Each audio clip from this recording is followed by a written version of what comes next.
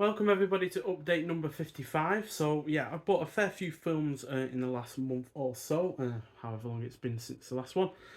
So yeah, I figured it's finally time to take a look at a few that I've got. So we've got several 4K releases, a couple of box sets, and several boutique labels that are represented here. So, but the first of which is a standard 4K, and it is The Man Who Shot Liberty Valance. Fantastic Western, starring John Wayne and James Stewart, and yeah, easily one of my favourites from the 60s in terms of Westerns. Sure, it feels a little bit old style in comparison to, the spaghetti Westerns from the same decade, but still, overall, a great release, and yeah, great actors, and an overall engrossing plot. So yeah, nothing printed on the discs, because that's how basic this 4K is, but and I haven't got around to watching it on this 4K because I only recently watched it outside of this release, but I'm sure the 4K itself looks fantastic. And then from BFI we have Tokyo Story. So I've heard a great many things about this film, and since Yuzuru Ozu is getting a brand new box set of 3 of his films, also from BFI, I figured I may as well jump on at least one of his films before getting that box set. So yeah, yet to watch this, so I will get around to it eventually, just before that box set comes out, just so I get a kind of gauge what kind of quality of director Ozu is like. So yeah, but like I said, heard great things from it, and I'm really into my Japanese films, although admittedly not many dramas in terms of Japanese films. Most of them are like samurai or yakuza or kaiju films, so yeah, it'd be nice to get into a drama, which I haven't watched many from Japan from before. So yeah, and then from Arrow Video, massively surprising film this. I wasn't expecting a great deal from it, but it is Miracle Mile, starring Anthony Edwards and Mare Winningham, and directed by the guy who did Cherry 2000, Steve DeArnott. So yeah, considering Cherry 2000 was a perfectly fine film, but nothing spectacular, wasn't expecting much else from this other than, being as good as that film. But yeah, this is absolutely amazing. Easily one of my favourite films I've watched for the first time this year. And yeah, good mix of romance, thriller, and kind of like apocalyptic genres. And yeah, really good supporting cast as well. It's basically a who's who of people that are in it. Probably not people that you know necessarily by name, but you will know them from their faces. And first of the box sets, we've got the Michael Reeves limited edition film collection. So I already had one of these films, the Witchfinder General, but I kind of enjoyed The Sorcerers, which is a Boris Karloff led film, and I've yet to see Castle of the Living Dead, which stars Christopher Lee. But yeah, it also got a documentary in this called The Young General, which is about Michael Reeves, who unfortunately died very young. He wrote Castle of the Living Dead, and he only got around to directing The Sorcerers and The Witchfinder General. So, yeah, unfortunately, he didn't really get a chance to show off his talents all that much. Although, to be honest, Witchfinder General is amazing. It's easily one of my favourite Vincent Price films.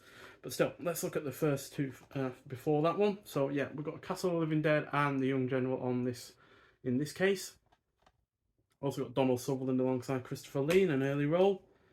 And yeah, you also get a booklet with this. So yeah, both of those are on the same disc. So yeah, I've not bought much from Screenbound before. The only other box that I've had from them is a Charlton Heston Triple Future. They seem to be going kind of a boutique label that kind of go under the radar. Not many people buy them, I feel.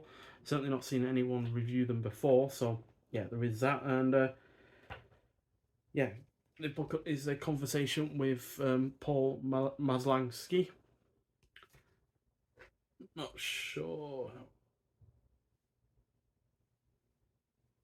what Paul Maslansky has to do with this. Is he the director of Castle of the Living Dead? No, he produced Castle of the Living Dead. Okay, then that makes sense that he's had an interview then. So yeah, it's not a particularly long book interview, but it's fine. It's a nice little extra regardless. And then we also have The Sorcerers. So there's a aging Boris Karloff on the back there. It's one of his last films that he did. being from 1964, I believe, or 5, one or the other. I can never really remember, but yeah, it's not Karloff's best by any means, and yeah, in terms of his later kind of film efforts, it's perfectly reasonable in that regard. So yeah, the first of Michael Reeves' directorial efforts, and first of only 2, and the last of which, unfortunately, was Witchfinder General. Now, like I said, I already own this in this version, because I believe Screenbound gave it a release in a single disc version, and then they released it part of this collection. But still, it is a fantastic film.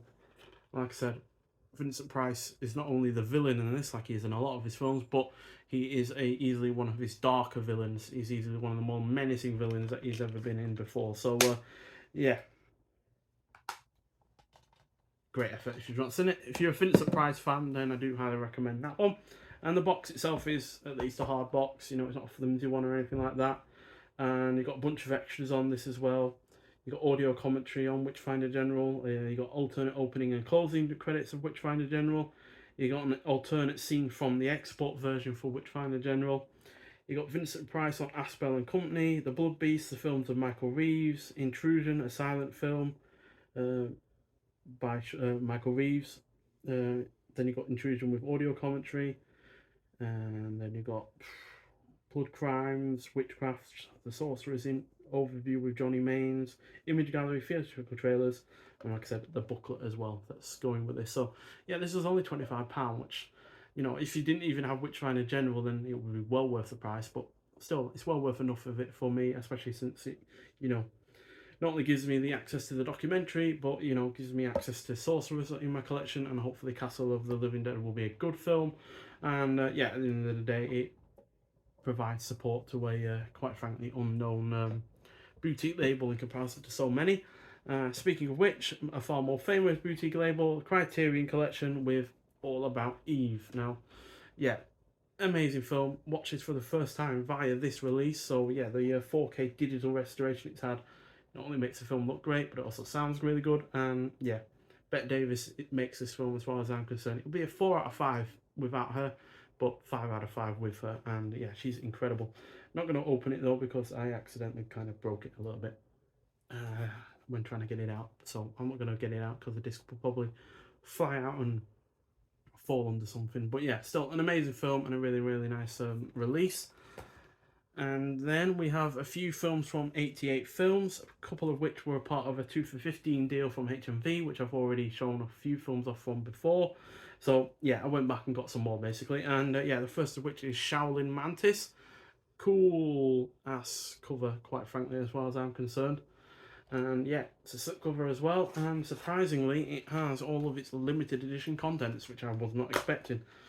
Again, these 2 for 15 deal films I expected to all be basically just that and maybe a slipcover, but to come with a poster and art cards is really, really nice, and yeah, a big surprise. So all of them feature that on the back, and there's the first art card, number 2. So yeah, I've been really getting into my martial arts films from likes of the 70s. And slowly but surely getting through the Shore Scope Volume 1, which has a bunch of films from the 70s of this type.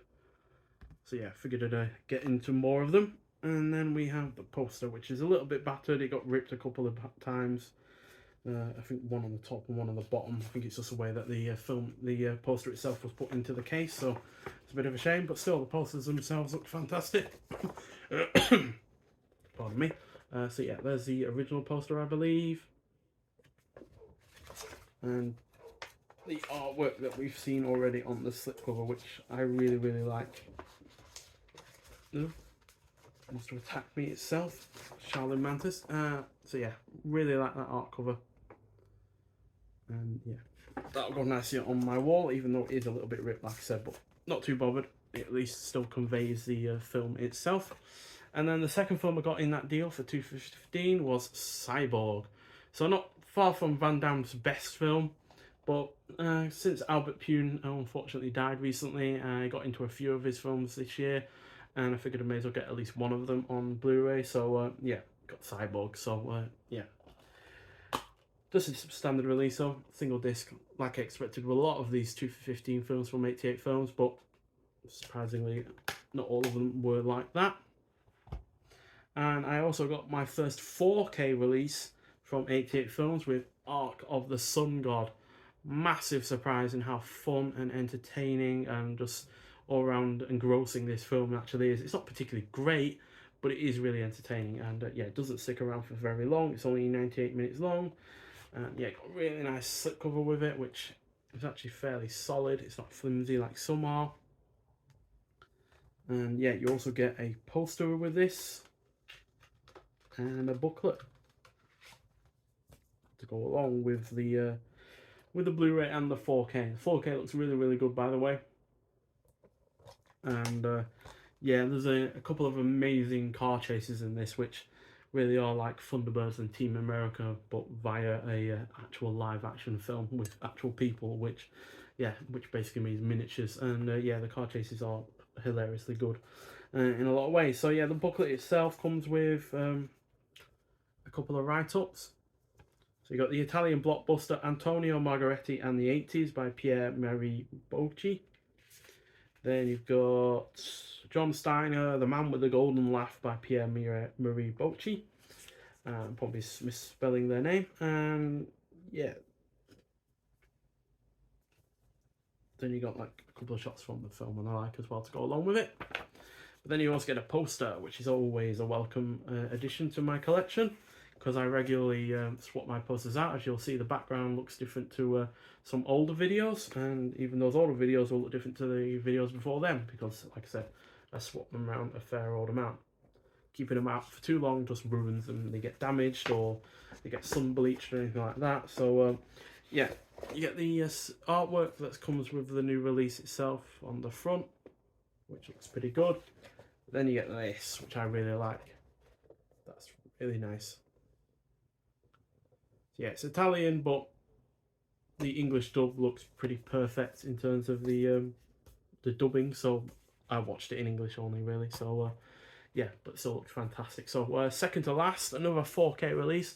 Finally dived in on this. I know I should have probably gone for it sooner, especially since it's one of my all-time favourite films, and it is from Second Sight, The Changeling. So yeah, I don't know why I hung on for so long to not bother getting this. Maybe it's because I already had the limited edition version of the Blu-ray that came out a while ago, and I did spend a fair bit getting that because it had long been out of print.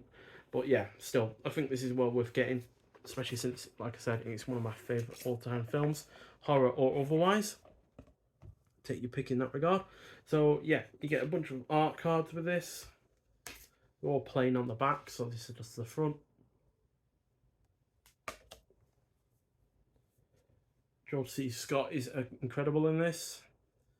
He's easily one of my favourites to be in horror films, because not only is he in this, but then starting the next decade, because this is in 1980, he was also in Exorcist 3 in 1990. So yeah, brilliant actor in two of my all-time favourite horror films. Hopefully The Exorcist 3 will get like a 4K release at some point. I really hope it does. Obviously, we already have the limited edition version that Arrow Video released a while ago, but I really would like a 4K release as well. And then you get a massive booklet, which is some 106 pages long. And yeah, let's go for the content. So you get casting your crew. Then you get The Changeling by Heather Wixon even. And then you get Haunting in the Age of Conspiracy by Martin Conterio.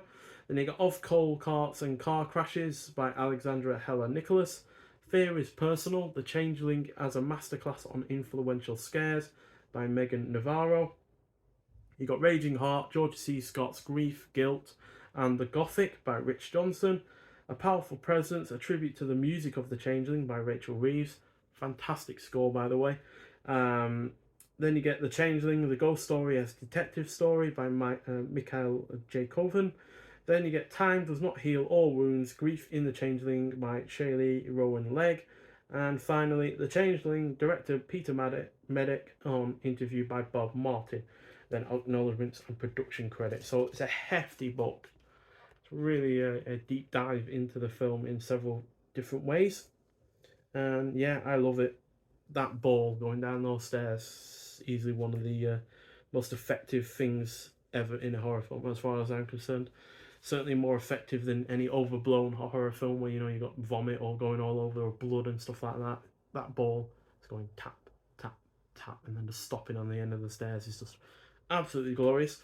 And then, yeah, get the 4K, you get the Blu-ray that we've already seen before, and you also get the soundtrack, which isn't even on Spotify. So it's well worth getting this release if you want the soundtrack, because you're unlikely to get it anywhere else. So there's the soundtrack, there's a Blu-ray, and there's a 4K. So yeah, not yet watched the film via this 4K release. I think that's purely because I want to wait till Halloween to bother with it, to be honest. It's got a little bit of damage on the corner there, unfortunately. But regardless, yeah, fantastic film. Really, really nice looking release. Nice hard box as per usual from Second Sight. And yeah, look forward to revisiting that in 4K for the Halloween spooky season. And finally, the second to last box set is the Once Upon a Time in China trilogy starring Jet Li. Now, I know it says trilogy, but there are actually 4 films in this, but that's because Jet Li was in the first 3 films in this series. Then I believe the 4th and the 5th film didn't star him, or anyone else involved with the first 3, in fact. And then he returned for the 6th and final film in the series. So, yeah, he's got all 4 of those. It's got a nice box artwork with it as well. It's not particularly hard, but it is at least solid enough. And yeah, you get a bunch of extras on this as well, but I believe they're all in 4K restorations, and then the 4th and final film has a 2K restoration. What I really like is that this is like one of those old VHS clamshell releases where, you know, get it up. Yeah, same kind of problem as those. It takes forever to get open. So yeah, it's really rather quite a thick box. Not seen other Eureka releases to have such a thick release. So yeah, there's all 4 discs. Not seen any of these before, but the reason I've got this box set, because it wasn't any cheaper than normal, is because there is a trilogy of Jet Li films coming out from Eureka, I think in November, that has that looks amazing, quite frankly, in terms of the 3 that are in there. So yeah, I think it's Contract Killer, also known as Hitman, and a couple of others that are slipping my mind. But regardless, these look really rather good, and I figured let's get into some Jet Li that I've not seen before, while I'm also going to fit in a couple of films that I have seen from him before, but not in a while. And yeah, like I said, there's a whole host of extras on this release. You've got all the original Cantonese dubs, and then you've got Once Upon a Time in China and America making of documentary. That's the 4th film in this release, and the 6th in the film series overall. Then you got audio commentaries on Once Upon a Time in China 1 to 3 by martial arts cinema expert Mike Leader and filmmaker Arnie Venema. Then you got the Legend of Wong Fai Hung, 48 minutes, a 3-part featurette on the legendary folk hero. Memories of Once Upon a Time in China 2, interview with actor Mike Miller. Memories of Once Upon a Time in China 3, interview with actor John Wakefield. Archival interview with actor and Shaw Brothers veteran Yen Shi Kwan. Archival interview with Jet Li. Archival interview with Donnie Yen. Donnie Yen is in this. I did in one of these films, or some of these films. Did not know that. Big fan of his. Then you got an archival Q&A with Jet Li. Archival interview with Cy Hark, the director. Then archival interview with actor John Wakefield. And then the trailers for all 4 films. So, yeah, this came out in 2020. Surprised this actually passed me by, but then maybe I just wasn't into my, you know, my Hong Kong action films or Chinese action films we got at the time. But really glad I got it, and it's hopefully going to be a good lead up to the next 3 Jet Li films that Eureka release. So, yeah, pretty stacked month or so. Well, I say month, probably last 3 or 4 weeks overall. But yeah, still, overall stacked amount of films. 4K releases that I should have gotten my hands on earlier, quite frankly. But yeah, glad I got them at least now. And yeah, several films here that I really love.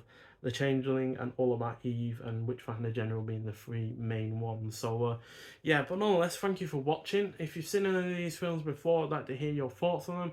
I really do like discussing films a lot. But yeah, nonetheless, thank you for watching, and I'll see you with the next one. Bye.